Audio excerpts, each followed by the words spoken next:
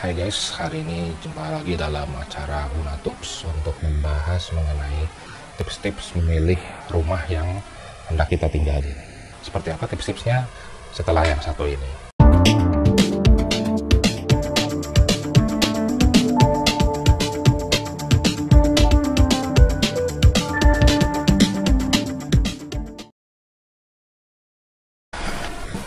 Oke, tips memilih rumah yang pertama adalah menentukan calon lokasi ya. Lokasi rumah itu harus sesuai dengan apa yang kita perlukan. Kadang kita salah pilih lokasi juga repot ya. Misalkan dia lokasinya itu jauh dari tempat kerja kita ya kan. Terus yang kedua jauh dari sarana transportasi publik seperti misalnya stasiun MRT, stasiun LRT atau mungkin stasiun kereta komuter ya kan. Atau lokasi itu jauh dari fasilitas ya sekolah buat anak-anak atau misalkan pusat perbelanjaan. Nah, lokasinya juga penting dipikirkan adalah untuk pencapaian, apakah dia cukup mudah untuk dicapai, apakah dia lokasinya masuk ke dalam gang-gang yang sempit ya kan. Misalnya kita beli rumah second atau apa ya, bukan kompleks perumahan, apakah pencapaiannya cukup bagus ya kan lokasinya. Nah, yang kedua berikutnya juga mengenai lokasi ini terkait dengan banjir. Kadang kita nggak bisa ngecek ya apakah lokasi itu banjir atau enggak ya.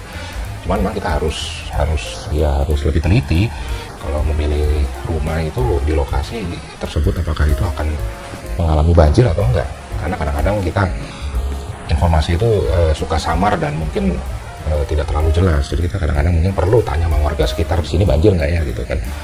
Terus yang kedua juga lokasi ini terkait juga dengan kebisingan, apakah kita cukup oke gitu untuk tinggal di dekat jalan besar yang trafiknya tinggi, juga mungkin dekat dengan sarana-sarana yang mampu menimbulkan kebisingan, misalkan dekat pusat komersial atau mungkin di situ ada tempat-tempat yang menghasilkan kebisingan seperti rel kereta ya kan. Apakah itu cukup bisa kita tolerir kalau kita mau memiliki tempat tinggal yang ada di sana.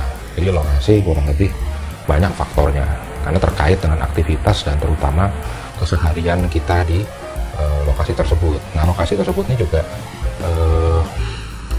berpengaruh sama dengan harga ya. Jadi nanti kita akan bahas mengenai budgeting. Jadi kalau lokasinya semakin bagus, semakin prime, semakin diminati banyak orang ya tentu harganya pasti lebih mahal. Nanti ada kaitannya dengan budget ya, karena lokasi tersebut diminati atau digemari oleh banyak orang gitu. Nomor dua adalah menentukan bangunan itu mau seperti apa. Jadi kita mau milih itu kita pasti ngecek ya, survei ke dalam rumahnya ya. Apakah rumahnya itu single building, jadi tetangganya nggak nempel ya. Jadi kita jadi pertimbangan kalau suatu saat kita mau renov nih rumah, renovasi kan cukup enak ya, nggak nempel sama tetangga sehingga jadi nggak ada resiko untuk merusak tetangga ya. Kalau proses renovasi kan kadang-kadang tetangga bisa ikut rusak bangunannya kadang-kadang, atau beresiko lah intinya ke sana. Apakah seperti itu kita beli untuk direnovasi, atau kalau misalkan rumahnya tuh deret ya, antar tembok itu nempel ya kan. Terus ada juga rumahnya rumah tumbuh, jadi rumahnya mungkin kecil tapi belakangnya ada halaman. Nah, kita harus pilih tuh ruangan-ruangan yang kita butuhkan seperti apa. Jadi mungkin juga kalau kita berkeluarga ya kan, rencananya nanti buat 4 orang atau buat 6 orang ya kan yang tinggal. Nah, itu kita harus melihat survei apakah rumah itu mengakomodir fungsi-fungsi itu, mampu melayani penghuninya. Ya misalkan rumahnya cuma buat 4 orang gitu ya, kamarnya cuma 2 tapi yang tinggal mungkin 6 orang gitu. Itu kan ya kita harus bikin tambahan kamar kalau emang lahannya ada, dan juga kalau perizinannya memungkinkan. Terus juga harus ada kos juga biaya renovasi, atau kita mau cari rumah yang sekali jadi yang kamarnya ada 5 gitu ya kan, langsung itu semuanya bisa masuk dengan mudah beres gitu. Terus juga kita harus cek apakah misalkan masih single atau misalkan baru menikah, apakah mau punya anak atau enggak. Itu akan berpengaruh dengan rumah apa, dengan konfigurasi ruang kayak apa yang mau kita beli ya. Kecuali kita memang beli rumah yang udah tua, kita renovasi total ya dari nol, kita pakai jasa arsitek, itu bisa kita mendesain rumah sesuai dengan keinginan dan kebutuhan kita. Yang paling penting lagi juga adalah selain ketersediaan ruangan adalah juga ventilasi.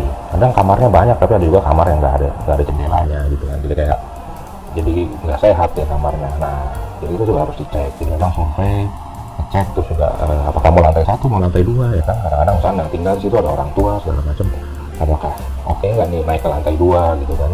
Apakah 2 lantai ini sesuatu yang penting atau enggak. Kadang-kadang orang mungkin lahannya kecil aja deh, tapi nanti kita bisa bikin 2 lantai, atau kita cari rumah yang 2 lantai. Just in case kalau misalnya banjir kita bisa mengungsi ke lantai atas misalnya. Tapi kalau bisa ya jangan pilih rumah yang areanya banjir ya. Moga-moga sih sekarang udah gak banjir lagi deh, ya kan? Gitu. Ya, kira-kira tipsnya seperti itu yang kedua. Berikutnya tips-tips nomor 3 ini adalah mengenai arah hadap rumah.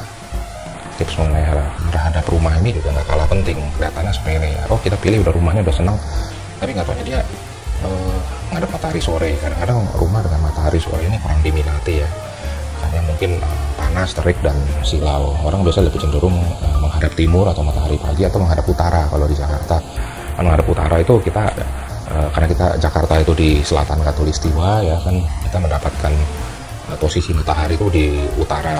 Posisi Jakarta itu kurang lebih 8-9 bulan lah gitu. Jadi itu ada hitungannya lah, gerak semu matahari ya. Nah itu rumah yang menghadap ke situ ya, ke arah posisi-posisi tertentu itu memang pasti punya penggemarnya sendiri ketimbang menghadap matahari sore. Itu arah hadap. Itu juga arah hadap itu juga nggak semata-mata terhadap keperluan iklim ya atau cuaca ya, tapi juga untuk hal-hal yang seperti privacy. Apakah kita cukup nyaman jika rumah kita berhadapan dengan tetangga tapi gangnya terlalu kecil atau jalanannya terlalu kecil, jadi ya apa yang kelihatan di rumah lebih mudah dilihat oleh tetangga. Itu juga privacy kan. Apakah rumah itu hook misalkan ya di bagian pojok kan rumah, jadi dia punya jalan di 2 sisi, apakah itu cukup memberikan privacy. Juga untuk rumah yang menghadap ke jalan raya misalkan, ada beberapa rumah yang langsung berhadapan dengan jalan raya gitu. Nah itu apakah cukup nyaman, apakah dia juga berasa cukup aman ya kan, karena mungkin jalan raya itu kan orang istilahnya kalau mau berbuat kriminal tinggal kabur cepet gitu ya istilahnya. Kalau beda kalau di dalam komplek perumahan ya. Ada juga mungkin rumah-rumah yang menghadap ke sarana transportasi kayak kan kereta api atau apa, atau juga rumah yang menghadap taman gitu ya. Mungkin menghadap taman enak ya, hijau pohon, tapi jangan lupa kadang-kadang di taman itu bisa berisik ya kan, ada orang main, ada orang sarana umum lah, mungkin ada yang senam pagi, setel musik. Itu juga bisa jadi salah satu faktor yang harus dipertimbangkan kalau kita mau memilih rumah, karena itu amat sangat subjektif. Kita bisa pertimbangkan dengan sejauh mana hal-hal tersebut kita mau tolerir dengan diri kita masing-masing. Jadi nggak ada yang salah, nggak ada yang benar 100% gitu. Nah yang keempat ini adalah ngomongin budget ya. Ngomongin budget ini memang amat sangat cair dan relatif. Ada budget berapa ya kita harus pilih rumah yang sesuai budget, dan tentunya rumah-rumah dengan lokasi yang strategis, yang fasilitasnya udah lengkap, pasti lebih mahal. Bahkan kadang-kadang rumahnya udah jelek banget ya, misalkan kawasannya udah mateng ya, itu mungkin rumah lama gitu ya, rumahnya mungkin udah ya istilah kata tinggal dirobohin aja, harus dibangun ulang, itu mungkin juga nggak murah gitu. Jadi kita tanda kutip kita beli tanahnya aja gitu sebenarnya. Jadi selain lokasi juga keadaan bangunannya itu juga akan mempengaruhi kita untuk menyediakan budgetnya. Kalau budgetnya cukup banyak ya kita bisa pilih lebih leluasa, tapi kalau lebih sedikit kita harus lebih bijaksana. Atau kita beli rumah tumbuh, jadi sambil kita cicil rumahnya misalnya ya kan, terus ada budget lebih kita bisa upgrade rumahnya sambil kita juga tinggal di sana. Nah itu juga ada salah satu opsi-opsi untuk menyiasati dengan keterbatasan budget ya kan. Nah budget yang mungkin lebih terbatas, kita bisa pilih rumah-rumah di tempat yang mungkin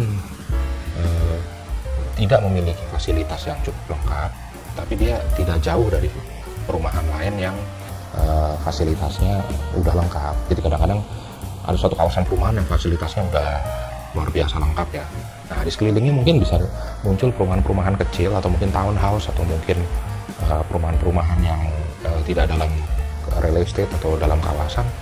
Dia boleh dibilang bisa memanfaatkan fasilitas di kawasan perumahan yang sudah ada fasilitas lengkapnya. Itu juga biasanya harganya lebih ekonomis ketimbang harus berada di dalam kawasan yang fasilitasnya sudah lengkap. Yang berikutnya juga terkait dengan budget adalah metode pembayaran. Apakah kita menggunakan KPR atau bank, atau juga bisa mungkin ada yang metodenya cicil bertahap. Kalau perumahan baru itu ada yang cicil bertahap ke developer. Jadi rata-rata kalau perumahan yang second hand atau yang sudah bukan perumahan baru dari developer itu biasanya menggunakan fasilitas KPR. Walaupun KPR itu bisa kalau developer juga tetap ada fasilitas seperti itu. Jadi budget ini harus diperhatikan. Apakah kita beli untuk langsung ditempatin, ataukah kita beli untuk direnovasi baru ditempatin, ataukah kita beli direnovasi untuk disewakan, atau misalkan kita beli terus kita tempatin, tapi nanti misalkan dalam jangka waktu tertentu akan direnovasi, nah itu budget akan amat sangat cair dalam hal itu. Dan dalam budget pun coba diperhitungkan hal-hal yang non sifatnya teknis ya, seperti harga rumah ya. Selain harga rumah ya, misalkan biaya untuk menggunakan notaris ya kan, terus kita harus menghitung bunga KPR, terus juga kita harus hitung juga mengenai kalau kita beli di situ pajaknya gimana, PBB-nya gimana, terus iurannya gimana, maintenance-nya gimana. Jadi sekalipun kita sanggup beli rumahnya, tiba-tiba ntar kalau PBB-nya mahal misalkan, itu kan juga jadi beban. Misalkan di rumah-rumah tertentu yang di kawasan seperti Menteng gitu ya di Jakarta, mungkin bisa beli rumahnya tapi PBB-nya tiap tahun harus bayar, itu juga harus diperhitungkan gitu. Hal-hal seperti itu juga harus dimasukkan dalam pertimbangan dalam menetapkan budget untuk memilih rumah. Oh ya, bagi yang memiliki tips-tips lain selain yang barusan sudah disebutkan ya, boleh silahkan tulis di kolom komentar. Mungkin ada yang mau ditanyakan, mungkin ada yang mau didiskusikan, silahkan bisa disampaikan ya, karena pengalaman orang beda-beda nih dalam memilih rumah ya kan, dalam menentukan properti mana yang mau dibeli. Banyak pengalaman-pengalaman yang mungkin bisa di-share supaya kita cukup diperkaya dengan pengetahuan itu.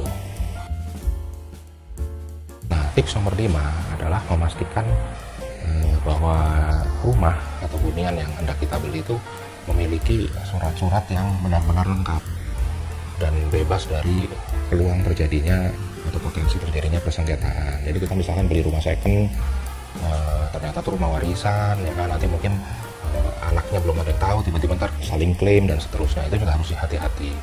Kedua juga selain surat-surat itu juga adalah surat-surat yang rutin ya, seperti tadi kayak iuran, PBB apa segala macam, walaupun itu perintilan tapi kita harus tahu. Kadang-kadang di rumah-rumah di properti tertentu iurannya juga lumayan ya kan, PBB-nya juga lumayan. Nah itu kan juga harus dipikirkan. Terus juga untuk hal-hal lain seperti kita mau ke bank ya, apakah kita dibiayai oleh bank ya, surat-surat itu juga harus lengkap dan pastikan tidak ada hal-hal yang sifatnya bisa menciptakan persengketaan atau fraud di kemudian hari ya kan. Nah, sertifikat palsu atau apa, nah itu juga harus diperhatikan.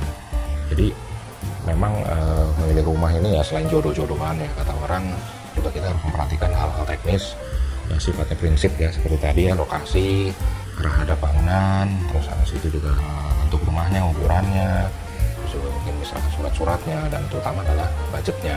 Jadi memang rumah ini harus hati-hati karena lumayan kan kalau kita sampai salah beli ya repot gitu. Apalagi kita punya rencana tuh rumah itu untuk dijual lagi ya, ternyata kita beli di kawasan yang kurang strategis, jualnya lagi susah gitu kan. Nah itu juga harus dipikirin. Jadi silakan yang punya pengalaman, yang punya ide, yang punya saran, silakan tulis di kolom komentar, kita sharing sama-sama. Oke, sekian dan terima kasih.